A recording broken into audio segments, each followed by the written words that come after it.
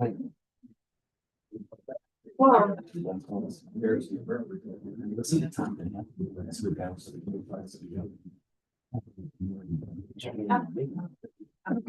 am I?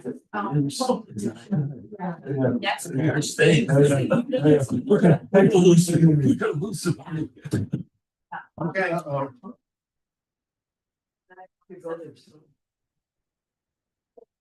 All right, we can get started. It is 8:03. For somebody else.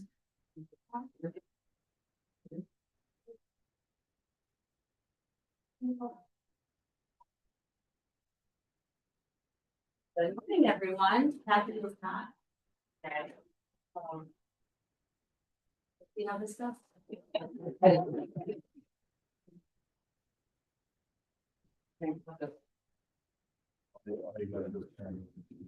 I'm going to turn over to DM since Kathy isn't here for a report of the audit and finance. Good morning. So since we last had a board meeting, we had two finance meetings. We met in July and we met in August. So in your packet, there's financials for June that we can look at and financials for July.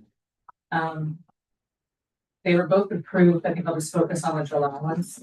So the fund balance right now is $1,010,000. Of that, 571 is cash. 175 is in a money market fund at 400. Actually, it was 425. I need to check that. Actually, I'm sure it's changed. But that's what it was at the end of July. The T-bills, there's two of them, and we're maturing in September and October respectively.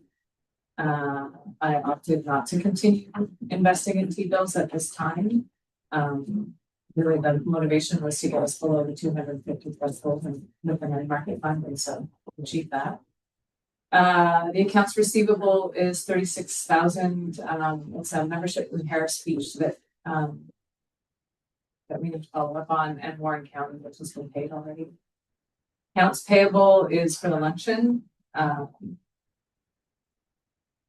Prepaids are the same prepaids they are every month. So our income year to date is a little bit over 500,000. That's just a little under 35,000 below budgeted. That's 22 for membership and the 19,500 for the town of Queensbury contract that was reduced.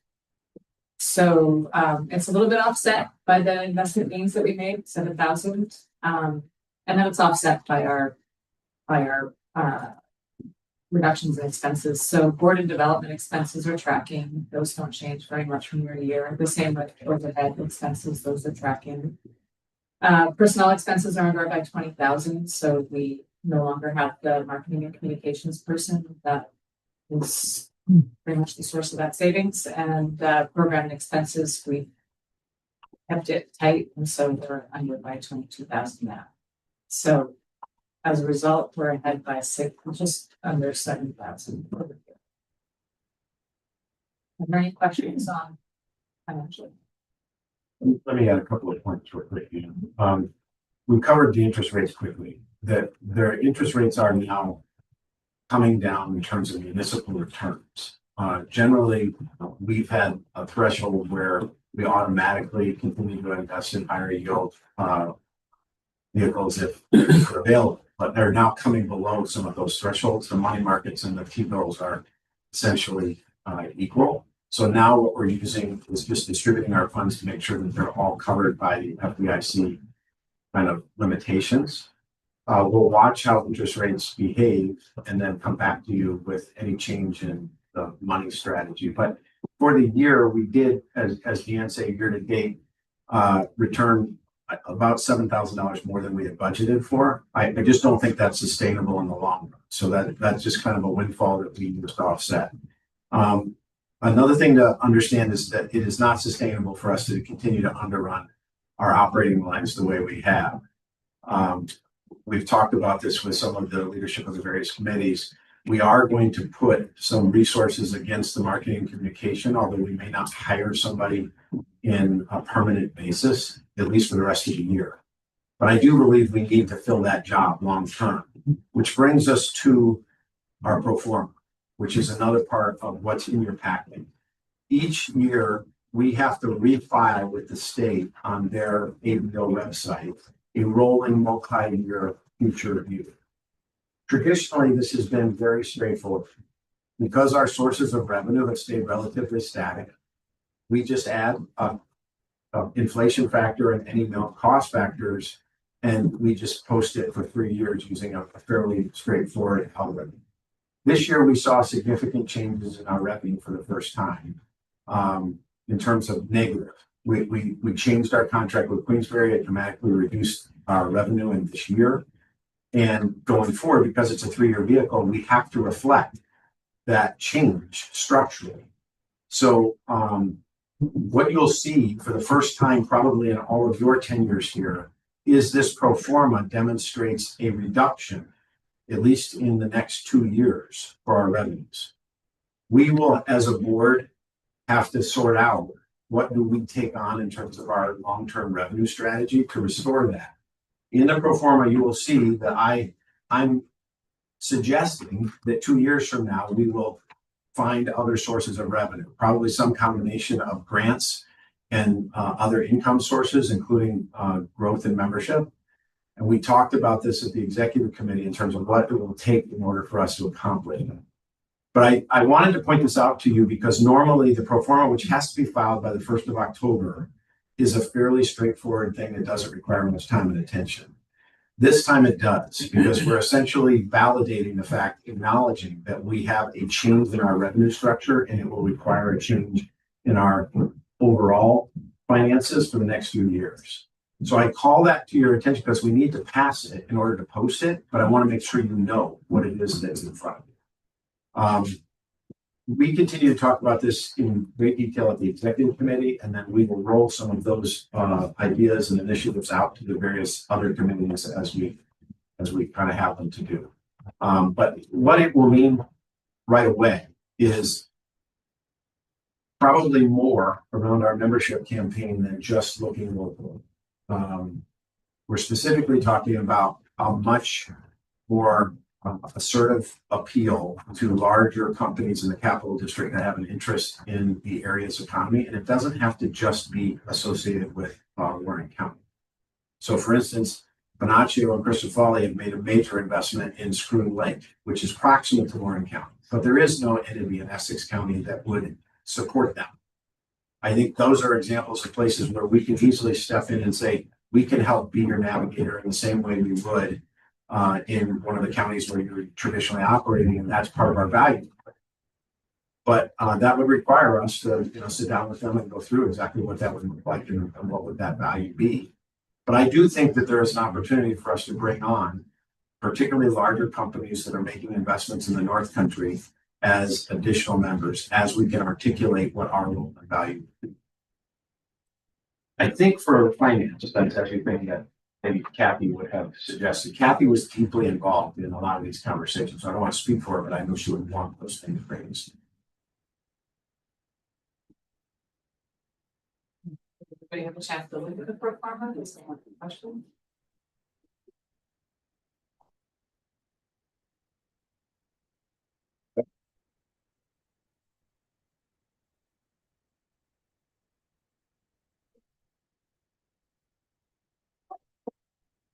Executive committee, Kathy and I met on August 13th. We discussed, Jim just mentioned, but also we discussed the extended board until other industries or just having a more diverse candidate pipeline for the board here, that we've added more seats.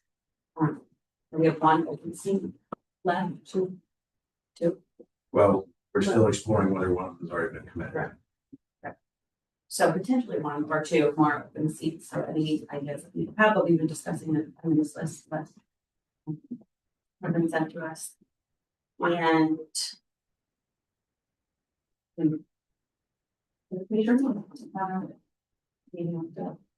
Well, so there's two things here. One is important to continue to reiterate that we added 2 spots, and I want to make sure that particularly anybody who's watching this understands that that's fairly both new and responsive to the feedback that we got, that we could stand to have more business membership versus the statutory membership we have of municipal or public organizations. We've gotten great feedback from a number of players, some of whom are here, in terms of who might be good candidates, and we have been following up with a handful of those. I expect that we will get at least one of those positions in front of you at the next board meeting, and then probably by the year's end, fill the other one. And at that point, we will have 2 new business representative board members. Now, in addition to that, our bylaws allow what's known as an advisory, I don't know if it's called a committee or board, but it's an advisory group.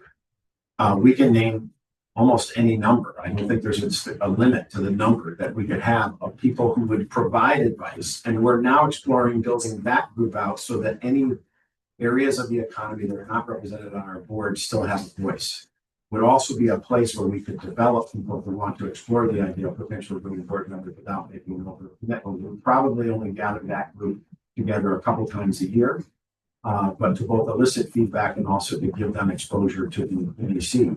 So the same list that we've been looking at in terms of potential board members will be the initial list that we consider for that. But we're also looking for younger and maybe non-traditional players, people who are looking to connect with the organization and maybe don't feel like this has been a place where they belong. Melanie in particular is helping me think about people who wouldn't necessarily brainstorm, but that do have constructive energy and ideas to bring to us. So both of those things will be kind of ushered by the executive committee and eventually brought to governance committee as there's actions to be taken. On the topic of new board members, I apologize. I didn't introduce filling the college's seat, but if you want to introduce yourself, anyone does. Sure, I haven't met several of you, so I'm Anastasia Ertz. I'm the new president in City Adirondack. 7 weeks in, so I'm just finding my way, and I'm delighted to be among you. And it sounds like a lot of great work to be done. We might have to be a partner. No governance committee meeting took place since our last board meeting. Financials, nothing else to add, financials. And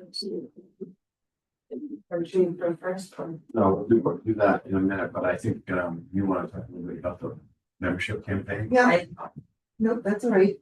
I'm starting to gear up for that. I'd like to get it out by October 1st this year. As always, I'm going to be sending it to current members to renew their membership.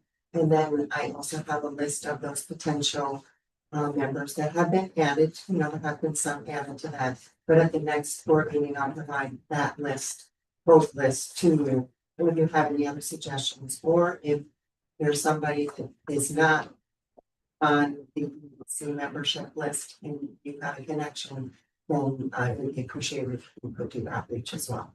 And I can provide that information electronically to you so that you can just handle, here's what you get, here's what they're doing, here's what's happening, and that way you have something to implement.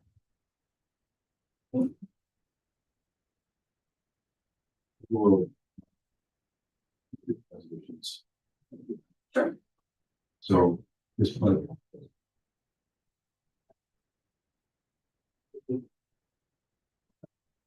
Maybe you can do it one at a time, or you can do them collectively. I think we've discussed everything that's under the resolution. The motion to approve the June and July financials, the June EDC meeting minutes, and the pro forma budget that Ian spoke. So Second. really all in favor? Any opposed? Opposed?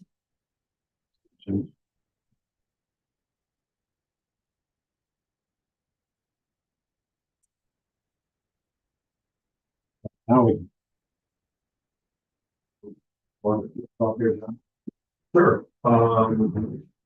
Your packet here is the public update. We had a fairly steady amount of activity in the last 2 months, July and August. Couple of new entries. The reason why the totals for July are seen in August, both the whole total now, we have total 60 million business engagements that are active right now. Is we periodically pull out some of the ones that are no longer viable or just have not moved at all or have basically lack of better word, not decided to go forward. So there's about 3 of those that are pulled out of here. But of the new entries that we have some interesting people coming forward. One is a expatriate who's come back in the area. This is a thing that goes on too. Looking to establish a new restaurant in Glens Falls. Bagel operation. First connecting to from past operations. So we're working with them and has connections. He's overseas right now, but he's exploring property in downtown Glens Falls from afar and looking for our assistance to help him with that, which we're doing in conjunction with Jeff. His family has a history of running successful operations here. So I think this is a pretty encouraging. This is not just a shot in the dark. This is the only place that they would come back to do this. The other new entry we had this past month is exciting. Is that it's a group of younger investors who are again from the area but have moved out, they're now back. They're looking to do an apartment project up in Bolton Landing. Have a site picked out. They have a site purchased, and they're going through the approval process for us. So they came to us looking for some advice on how to get citizens. We have pair up with the idea, sorry, partners with the idea, advising on that. They're a significant amount of money units, and they're gearing it toward workforce housing, not so much the upper end. So very interesting, good fit for the area. Yeah, it's got good. What was interesting is I don't think anyone understood how big a parcel was available to hold proper. They secured it a couple of years ago and have been exploring what they could do with it. And from the area, they understood the acute need for housing that would support the workforce in that part of the lake. They got a big lot that is not far from downtown Bolton that is both zoned and amenable to this. And so now they're trying to develop an appropriate design and find their way through the various processes, whether they be the local process or the parks process. This is their first time doing this, so they do need some support. One of the things I found heartening was the fact that they found us. So it wasn't that they were referred to us, it was that they assumed that this was the place to start. And that means that particularly our work in terms of housing has resonated with people where they recognize that they're a resource. Chuck came to the table. They were already engaged with town officials, but we were able to bring to them some other resources that might help advise them through the process. And so I think this is actually a pretty good template for how we would love to have this thing go forward with other housing ventures like this. We can help people explore both their idea and also give them some advice as to how to connect with whatever local process they have to. They haven't yet asked us to publicly advocate for them, but obviously we would, because workforce housing area is something that we would definitely be supportive. But these are 3 people who grew up in this area and decided to come back and spend some money here. And the other one we had an interesting new engagement with is the chocolate manufacturer. This is from Canada. They just say it wants to establish here. Got connected to it through some of our favorite expatriate connection. Through Fitzgerald is aware of this particular entity and was pointing them here. They've already done some business in New York. They have a partner that they do business with closer to the city. They have some operations in Los Angeles, and they're trying to determine where they would set up shop with either a U.S. subsidiary or a U.S. presence with a much larger scale where they would do actual production. I was specious about this when I first heard about it, because those of you that know Drew know that there's 1,000 ideas that we generated. Not all of them are necessarily equal, but their main investor came here, flew here, met here, was here for 3 days. We showed them sites. It felt a little just like, to be honest. he used this office as his home base for while he was here. And took a number of calls from other investors in the company and talked openly about what he was seeing. Now, I have to tell you, I'm not convinced that we are necessarily in the right place. And if we're not, I'm going to help them connect with where I think they would be the right place. If it's more appropriate for them to be proximate to the city, then we will help them accomplish that. But they're here because Drew dragged them here and said, you got to look at Glens Falls because this is a place that you will be surprised by. The fact that they spent 3 days here is not just because they wanted to spend 3 days with Drew, because he can wear you out in 3 days. But it was the fact that they discovered that there was a lot more here than they anticipated. And that the support that they got from our office was different than what they get other places. They usually get something that's fairly formulaic. Here's our resources, call us if you're going to actually buy something. They said that to me that no one had ever walked them through potential sites and asked them all the questions that we asked them. So that's a good sign again. I don't know if this will materialize. It's the first international visit we've had this year from people who are exploring putting a business in the area. But it was, I think, exciting because people saw us as value.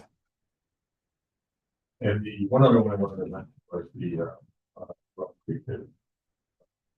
Looked very well backed. That are looking to establish a distillery in North Creek. And it's part of their investment home. So they have quite a bit of plans that Jim was mentioned. Jim is not with us. So we knew that when the sewer actually moved into motion in North Creek that we would see some level of investment. I didn't know how long it would take to show up. The Weekender Hotels is well into their renovation of the former Phoenix Hotel. More than $10 million has already been invested in the property. And their goal is to open in a much more inviting way later this year. I don't know if they'll meet that goal or not, but there clearly a lot of activity going on there. So that was, to me, a good sign all by itself. That's going to add quite a bit of lodging capacity to the area and hopefully be an asset to the year-round economy there. What surprised me was the immediate appearance of a large property buying conglomerate that had connections to North Creek. This is a conglomerate that has more than $2 billion worth of property holdings in the eastern part of the United States. The reason they like North Creek is because they ski at Glen. And that was their connection. When they became aware, and they were part of the entities that were contacted through the sewer district efforts, they were made aware of the infrastructure investment that was going on there. And they then started to explore whether they would want to buy property. They have bought multiple lots in North Creek. They're already in the public process right now of developing one of those lots, which is halfway between the ski bowl and downtown, because they believe that that corridor will see development now that there is wastewater. This is a validation of what we believed would happen, and we counseled, probably with some resistance, the county and others to back. But the fact that that property has already been purchased, has already been put in motion in literally less than 90 days from the time that the construction on the sewer began, I think should make us all feel better about the fact that that promise is being realized. And it's really important, actually, that I think we connect their rationale for investing. Both of their rationales for investing was the proximity to Gore. They talk openly about the fact that they believe that Gore is one of the last sustainable ski resorts in the United States. It's a combination of state backing, its access to water for snowmaking, its scale, and its elevation. All of these things came up in conversations with both of the sets of investors. They recognize what we recognize, which is this is an asset that is unlike any other in New York. And they're coming to invest in proximity to it. Now we have to help North Creek navigate this. This is a new stage of, not just development, but of growth. And it's been a long, stable community. There will be bumps, I'm sure, in this process. But these are the problems that we hope to have. We hope to rejuvenate what is probably the last part of our county that is still lagging in terms of income and investment levels. And we're clearly seeing. So we're excited to support them. The fact that they bought multiple parcels means that the development that they've started will only be the first of what we hope to be several things to make us. Next slide here basically breaks down some support. Our engagement or these projects based on the characteristics. One thing I want to point out, mostly is about the same as last month. I think it kind of jumps out at us. It's just the amount of real estate / developer investor engagements we have is definitely on the upswing here. For both the city and the other. That's a big jump. Also the startups and the small businesses. Those two together have our engagements. So that's a little bit, that's nothing different than what kind of provided, you know. The startups itself is basically about to talk about business notice so that you're very sort of somewhat just reflection. Yeah. So let's talk about that for a second. Remember our strategy. We broke the economy into 3 pieces. First piece is tourism or experience. Second piece is services, buttressed by healthcare. Third piece is everything else. But we looked at the growth areas of that third piece and said that one of those growth areas is people who can come and do whatever it is they do anywhere and choose to do it here. That startup culture is different than the kind of culture that just, you know, sets up new pet shops. It's people with skills and an idea that base themselves here. Well, we're seeing in the business activity, even without what I would consider to be the right resource base for people to grab onto. So later in the meeting, we're going to talk a little bit about some of the additional programming and investments we want to make to try to meet it. But I think it's also important if this trend continues, we will want to explore how to make sure that that community has voice both in the board and the advisory process, because it is where we are seeing a lot of our activity. And it's also heartening to me that they're connecting with us looking for our stuff.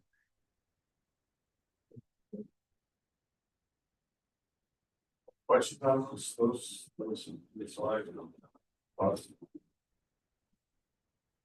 Next section here, John, is the CFA series that we do a lot of CFA. Yeah, let me kind of guide you through this. There's a lot of information here, but the CFA process is the state's process by which it's like a common app for college applications. You know, something about that in the station, but for all the various programs that the state has for economic development and support, more than 20 programs every year that are part of the CFA umbrella. You fill out one application and then they farm it to the great group.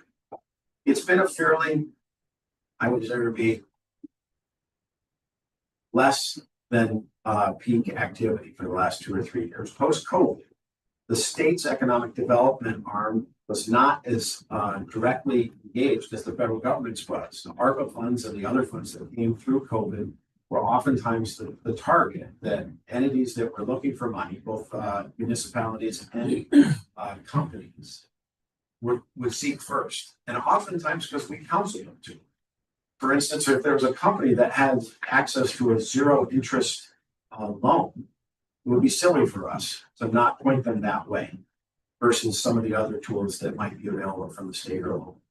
But what's happened in the last year is both the retirement of that federal funds and the contraction of some of those federal funds and a re-engagement by the state in re-exploring many of those programs. And so this past year, some of you went to our workshop. We had a room full of people up at the Fort William Henry. Nearly 100 people came to our workshop where ESD talked about their various programs. We couldn't get enough interest in the last 2 years to hold a workshop like that. So we just had them come here and meet with anybody who had a specific question. That's a big, big difference to go from 0 to 100 in a year. And you can see the activity. There are 2 entities, and you can see the details in the charts here of larger organizations here that have already secured CFAs in the past and are looking for additional CFA support that we have an ongoing relationship with, Meadow Farms and Finch. John and I have spent many meetings down at Finch trying to help them navigate what would be the state's role in continued capital investment of that facility to modernize it, keep it competitive, and keep it here as one of our leading employers. There's an active CFA right now that is being evaluated by a regional economic development board that we helped them construct and that a partial award is already been made. There's some discussion right now about whether or not that award can be increased based on some of the additional information. Harry Warner joined us in the last one to try to help that. But there are a number of new ones. We got involved in some fairly lengthy applications, and we had interns this summer to actually help provide some of the analytic horsepower that we don't always have the ability to do. I'll give you an example. The Canoe Island Lodge on Lake George, one of our interns over the course of the summer spent more than 50 hours helping them develop their financial package that would not only help them apply for the CFA, but would act as the business plan that they will use going forward for their investment. That was a major accomplishment, and I wish Abe were here to take some credit for this. He went well beyond what I would have done, and they're contacting him while he's in school, trying to help. He's like their business advisor. He did some spectacular work there. John List Flomatic, which has received the CFA in the past down at Prize Island. They make specialized valves and plumbing equipment primarily for municipalities. Quietly, an entity that continues to grow. 100 people employed there and looking to add both surface area and employment. The city had a number of efforts that all we did was support. We acted as an arm of support, both in terms of letter writing and helping them advocate for some of the funds that they're looking to develop. And the county had many that we stood in support of. Actually, you and I engaged on at least one of these that was in North Creek together. This was a really positive development to me. I think sometimes when we can add our logo together with somebody else's logo, like Borda's, in support of an initiative that the county is applying for, it creates some advocacy that didn't exist before. So I feel really good about many of these things that the county is looking for funds to support, and we were able to tie them directly to the strategy that we've been developing over the last 2 or 3 years. Many of them have to do with either the year-round tourism world or the sense of place. How do we invest in ventures that are aligned with protecting and utilizing the park? That hasn't always been our approach before, but we can see that there are ways that we can both fund that and grow that. So this activity is more this year than in the 4 years together. So I'm encouraged by that too. It's a sign of real, to me, demand in our community to try to invest, whether it's private or public. The next one's a little confusing, John. Maybe you can explain. Yeah, 2 years ago, 2016, the original opportunity zone legislation was passed and required every governor to designate certain number of quote unquote opportunity zones based on census tracts. And census tracts had to meet certain criteria based on poverty, income, basically counties that were not vibrant. So and they would get you qualified for a series of tax incentives if you invested in for a certain period of time. Well, that legislation 16 kind of like I would say we had two zones that we got approved in Warren County at the time. That was all over this. We got it, worked on ESD to see if they could carve out a couple for us. Well, one was one of the census tracts in the city here in Brents Falls. It's 702, I think it's the west side of where we're sitting here. And then the other one was the town of Johnsburg. The entire town of Johnsburg that census tract qualified at the time for that. And we were able to get 2 designated opportunity zones. Well, not a lot was done with them. Not a lot was invested in them at the time. And I think the momentum for it stalled out during the pandemic. But now that the legislation was just passed in July to revitalize this opportunity zone program, and there were several targets of it. One was to make it more accessible to rural areas, which obviously Johnsburg is. But there were other criteria too that they strengthened this legislation. But it's going to go through the whole process again. It's going to start next year in 2026, where they reevaluate all those original zones and see if they still qualify based on those original criteria. What we're getting is when we checked it out, The Glens Falls census tracts is still okay in terms of it still meets all those requirements. Probably the town of Johnsburg one may have elevated too high up in terms of its income, at a median income level, and it may see that, so We were too successful too fast. Yeah, they're still trying to figure that out, to be honest, because I'm having a hard time following that data flow. But let's be clear here. We didn't fully capitalize on these things, although Ed, I think, understood their value. This is about getting companies to settle in distressed areas and setting up their nexus of operations in that area. And it's generally for companies that are looking for some kind of liquidation event, because the primary tax benefit is a reduction right previously, and now a complete elimination going forward of capital gains taxes on your gain. So let's imagine that if I was settling just here now, in the original legislation, it was somewhere between 20 and 25% of what the capital gains tax could have been from some kind of liquidation event. And we put just right in the opportunity zone. I remember Ed talking to me about it. It wasn't the only factor, but it was a factor in why we chose St. Alphonsus Church to base the operation. But the combination of the uncertainty of it and the 25% wasn't enough for them to decide to make the headquarters of the company here. Well, I can tell you that 100% changes the game. Magic Johnson made $1 billion doing this in Los Angeles by headquartering companies in opportunity zones. You buy a piece of property, you have to invest 50% of the value of that property over the life of the investment, and then you sell the company, and all of those gains are now tax-free.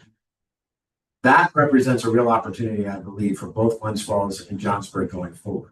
So we're going to work diligently to see if we can keep these two opportunity zones valid and to see if any other areas qualify. We've engaged an attorney in the Albany area who is particularly expert at this, and we're trying to get ahead of the curve because I think many communities are going to try to look at this and get, the governor can't approve every single area that is eligible. So the first thing is to make sure we get eligible areas identified. And the second area is to get to the front of the line in terms of saying, we believe we should not go backwards here. We believe we should continue to have these same areas investable. And we've made investment in those areas to try to make it plausible, particularly in Johnsburg. So imagine that some outdoor recreation company that's based somewhere right now loosely in New England imagines that they might want to sell themselves in the next 10 years. This would be a logical place for us to have them set up their headquarters in proximity to Gore, take advantage of some of the infrastructure we've made, and create a huge tax advantage for themselves in the process. So John has led this effort. He identified this when it first came through. It was quiet. I didn't even see it when it was passed by Congress. And he's already engaged people to see if we can start to protect our interest in this. I know it's arcane, but I think it is something that we all that will help others understand and advocate. We'll probably do a workshop sometime later this year to help the municipal leaders of the area understand what is possible and what it will take. But we want to be certain about the criteria of what we think is eligible first. So we're doing that work now. A lot of work went into this chart. There's a couple of other things that we want to cover. You can go through this at your leisure, but there are many things in that activity of 69 business activities. I do want to point out to you that one that I am certain that you will see discussed more and more is the West Mountain Development Project. We are supporters of that project, work with Spencer and his consortium all the time. I probably talk to Spencer at least once a week. This has been going on for more than 5 years in terms of defining the development and helping to navigate itself through the various processes. John, I know you're very familiar with this. The IDA, together with us, are helping shepherd this along. It represents what I believe, and I think the two organizations believe, is the opportunity to not only preserve but expand West Mountain's viability. It cannot exist in its current state indefinitely. It's lost money the last 2 years, $750 million. Right? It's just not plausible to continue to do this. But the value to us as a community to, number one, have this asset that adds to our year-round tourism economy, and number two, it's impacting both Queensbury and the county in terms of taxable revenues and ancillary incomes. There is no question from an economic development standpoint that this is something that we should be strong advocates for. Now, obviously, in the process, we will find various, as I say, bumps and, challenges in the road, but we will continue to act as an advocate for not just this development, but for one of the stronger economic development engines in our area. The broadband or the cellular grant that Jim helped bring to bear is now in the process of validation. So the state has come to us saying, we want to make sure that you can actually execute this if we award it to you. So we're engaged with the city of Glens Falls and the village of Lake George to talk about how we would actually do this. It's a reimbursement grant, so we would have to identify funds that would be expendable from them together with the county and EDC. I don't know that anybody's pre-identified, like say a couple $100,000 that would have to be set aside in order for us to be reimbursed. But remember what this is. It's a cellular overlay for those two areas that will have 200% more cellular capacity in both of those city cores, municipal cores. In Lake George's case, this is very necessary. They currently not only lose cellular capacity downtown on busy weekends, but they lose revenue because their parking is based on you getting an app. And you have to have the app in order to then pay for parking. If you can't get on the cell network, then you don't. And so the return for Lake George is very straightforward. In fact, they've done the math, and I think it's a 1-year ROI. In Glens Falls, it's a little less straightforward. Our events are not linear like they are at Lake George, but there are times, many times, when there are crushes of people. Larac is an example, where transactions cannot occur and where people get frustrated by this.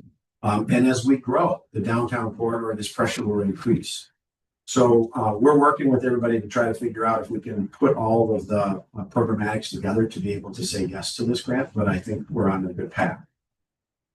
We sit on the Warren County Airport Advisory Committee. John, I know you're also very familiar with that. We continue to be an advocate for whatever investment and expansion that we can be around that airport. This past Friday, Spectrum News came up here. I have to be honest, I don't watch a lot of Spectrum News, but their most watched show is, I think it's called Capital Tonight or something. It's basically insight. It's like C-SPAN for New York. They talk to all the political leaders and we give you all the insight about what's happening legislatively and in Albany. Susan Arbetter has done that for many, many years. She came here because she's doing a 1-hour piece on the future of the Adirondacks. And she came here to talk about the direction economically for the entire region. I think this is really, really important. I didn't know Susan Arbetter. I certainly didn't advocate to be the person that she came to talk to. She was told by many others that the entity to talk to right now about the entire region was us.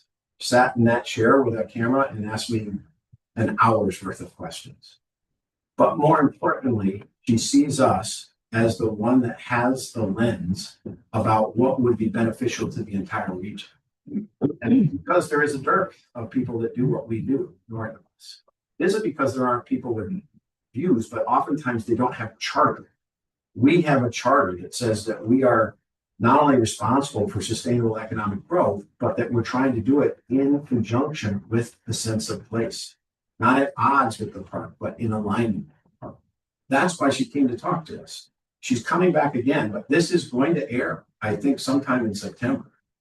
She went and talked to a number of other figures besides Gary Douglas obviously in Plattsburgh, and I think some other figures. But her first stop was here, and she spent the entire morning. I think that's good for us. Quietly, CDTA announced their route expansion from Saratoga into our region. That means not only is that gulf finally between Saratoga and Lake George closed, but it now means that there is a seamless way to move from Albany all the way to Lake George. You can get off of a train and you can go to Gore. Well, you can't really go to Lake George and then you got to figure out another way. You can get off a plane at the airport. You can go from the track to the lake. All of these things exist in the current tense.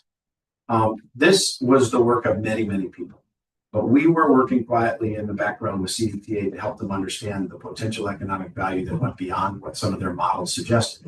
Most of it was because they didn't recognize the true value, particularly future value, of some of the long-term investments that were going on up here. And you can see that they've expanded our routes while they're actually contracting other routes. It's a good sign for us. Finally, right now, there was an article, I don't know if any of you saw it, that said that Glens Falls is one of the worst places in the country for competitive broadband and communications offerings. It's actually not true, but I can understand why somebody wrote it, because they were looking at data that existed from a few years ago. Right now, Slick is in the process of opening up service in Glens Falls as a competitive broadband carrier. Maybe about a third of Glens Falls is available now. Over the next 12 months, more than 6,000 addresses in Glens Falls, Queensbury, and Lake George will be added to the constellation that they have now. It's not everywhere yet, but we're getting a very strong corridor of competitive.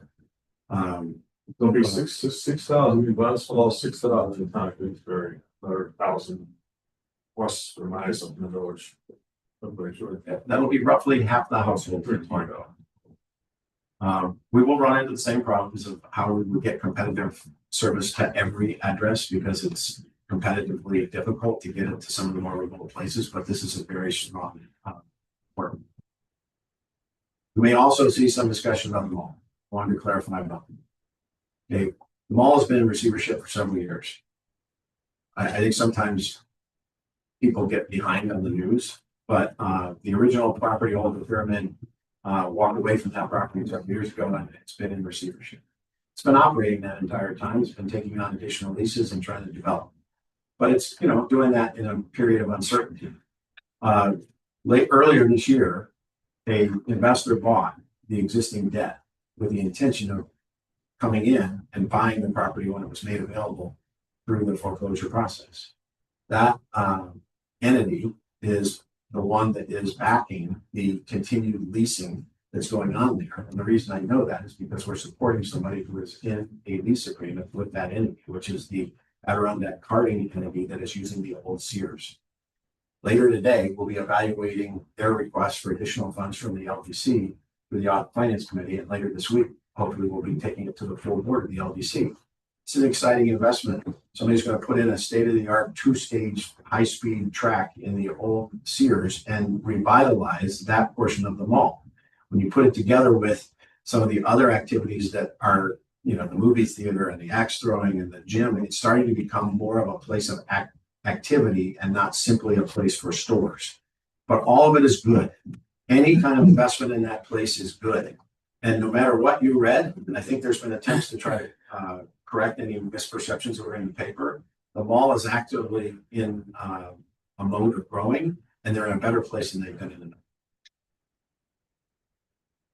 Last thing I want to cover is this entrepreneurial ecosystem, because we have so many startups.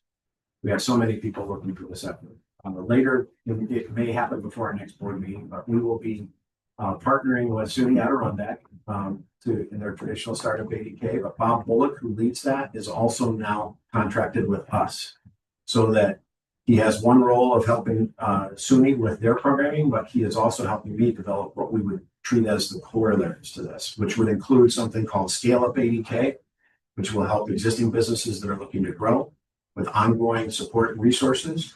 It will be the launch of our reverse marketplace, the first of which the 2 companies that we are positioning to launch in the fall are associated with the city's Wall Street marketplace and the city's indoor farm.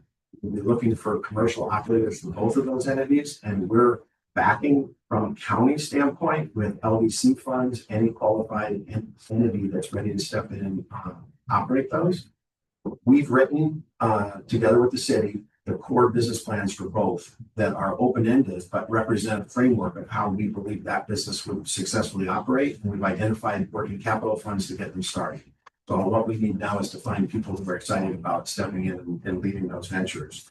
We're also going to hold a series of events, probably for a year, sometimes in conjunction with these programs and sometimes separate from those programs. And Bob is helping to develop that calendar now. Innovate 518, which is the board that oversees this kind of activity for the entire Capital District, received an update on this yesterday, and they're very curious about how all this goes. Empire State Development's also in the this. Interestingly enough, Susan Arbetter asked me about it when she came into the interview. So we're clearly getting on in terms of entrepreneurial activity, which I think is I think that's everything. Can I just ask a clarification? Did you say Westland lost 750? Yeah, that's a wrong figure. 750. I was gonna say, I talked to Spencer, I thought that was a little high. It was, Yes. I apologize, that was It was zero. However, it is a unsustainable. Yeah, no, definitely it's unsustainable. And it's 2 years running, and I don't know that they can stand 3 or 4 years of that. They just literally run out of cash. Yeah. And I just want to make sure you understand that I don't believe that there's a buyer waiting in the wings. That this is binary. Either that site is able to retool itself for another generation, or we may lose it forever. I learned to ski there. 2 rope those in right backyard. There's no other business, no need for executive session. Motion to adjourn the meeting. So moved.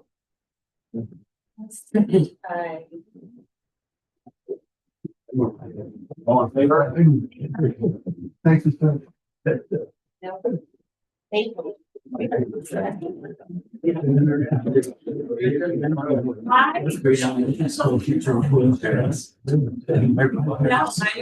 Grandparents were all friends. No, No, he was in my life. Yeah. Maureen and I had a chance. Oh, yeah. Leslie locks up Sanders. I tried to get the Harold houses. In fact, we just had